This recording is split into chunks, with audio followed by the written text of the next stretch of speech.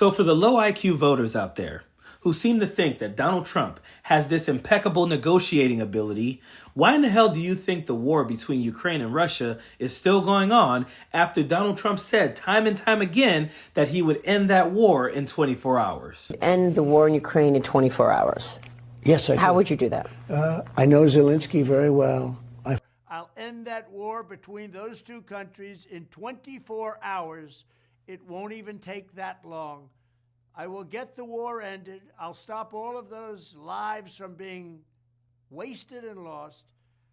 And there'll be no more bombing of Ukraine. There'll be no more bombing of Russia. And everybody will be happy. It can be negotiated, I think, within 24 hours. It really has to be done from the office of the president. And you have to get them both in a room. And there are things you can say to each one of them, which I won't reveal now, which will guarantee that this war will end immediately. And that to get it solved, I can do it in 24 hours. I know both players, and I can do that in 24 hours. But you can only do it from the office of the president. You need that. You need that seat. You need what's tailed in that seat. And I would have that done in 24 hours.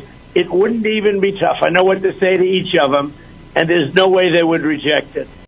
I will end that war in one day. It'll take 24 hours. I would have a deal done in 24 hours from the time we started.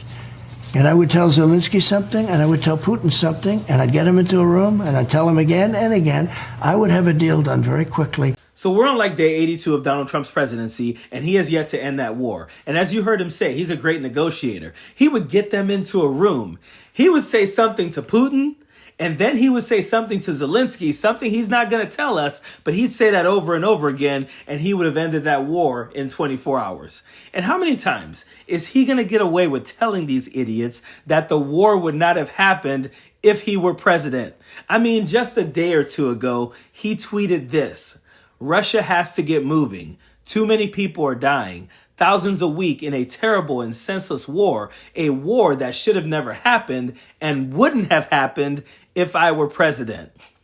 So if he were president, he would have had so much power to get Putin not to go to war, but as president, he's posting threats to Putin, and Putin is ignoring him and still bombing Ukraine.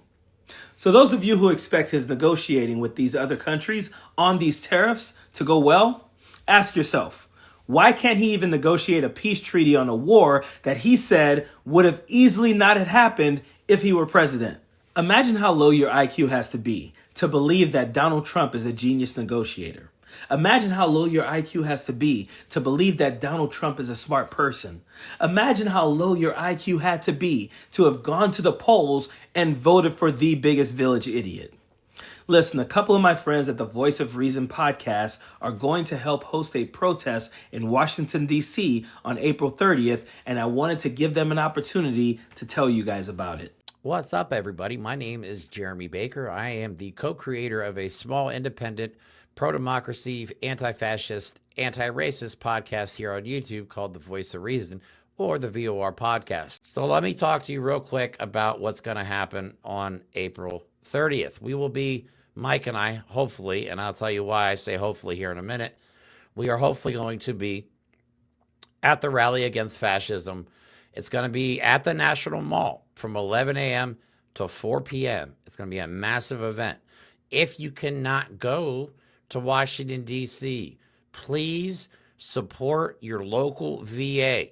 Okay, if you want to protest, show your support for your local VA. Okay, doesn't cost you but a couple hours. Take your phones out and live stream it on whatever platform that you are on. I don't care if you've never live streamed before. Get your TikTok account out, hit live, and just start recording, because this is not being shown on corporate media. Corporate media has abandoned us. It is up to us to break through the algorithms, and the only way we're going to be able to do that is to flood the zone with content about this. That is the only way we are going to be able to overcome the epic amount of suppression that has been going on by social media, Twitter, Meta, TikTok. So again, I just wanted to show you this other flyer that we made because I love it, and it's got some donation information. If you want to donate, you can do so. But it's also got my dad on it from Vietnam. I took a picture of my dad from Vietnam and put him on here because I am a veteran, but I'm also the son of a veteran who served his country for 22 years, distinguished career, went to 2 wars. I watched him as a 14-year-old kid go out the war, the Gulf War, and I watched him come back. Thank God. So yeah, if you want to donate to the cause, you can scan that QR code there if it works. If it doesn't work, send me a message. I'll get you the information. You can reach us here at the show at our podcast. You can reach us at the VOR podcast and gaming at gmail.com. So if you want to help out, let me know, and I'll get you in touch with the people that are handling the funds for the protest itself. Now, this is specifically for the protest. However, Mike and I are also trying to raise money to get to D.C. We're helping organize it. We committed to going, but we can't go without your help. So we do have a GoFundMe link that Coach D will put in the description of the video if you want to donate to our cause as well. All the funds, they don't go in our pocket. All our funds go in to equipment, travel, hotels, and all that fun stuff. So if you can help, great. If not, just go to our YouTube channel and subscribe. Thanks, guys. If you guys want any more information about this protest, please click on the links in the description. As always, we appreciate your support. Period. Don't want no enemies or ops.